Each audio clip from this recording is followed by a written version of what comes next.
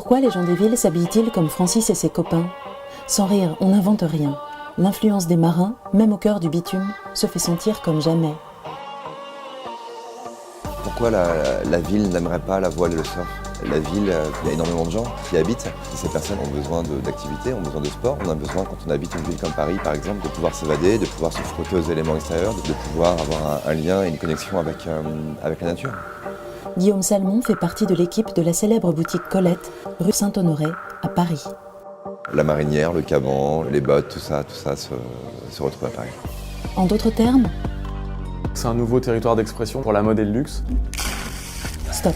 Si le luxe s'empare de l'aventure, c'est qu'elle a la puissance d'un fantasme. Tout le monde en rêve, peut la tutoie, c'est ça?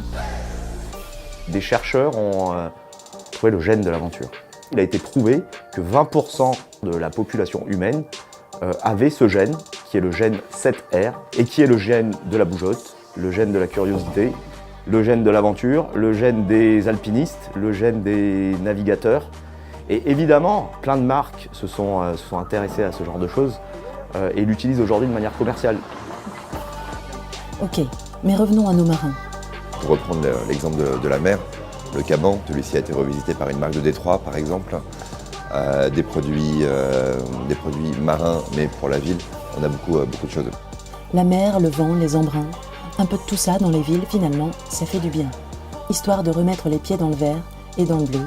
Histoire pour tous de prendre un gros bol d'air. On parle beaucoup de performance et peu de psychologie, peut-être de ce que ressentent, de sentiments justement. Parce que je disais tout à l'heure, pour moi, l'aventure c'est un sentiment. Si l'aventure c'est un sentiment, alors c'est une bonne nouvelle. On peut tous y goûter. Hasta luego!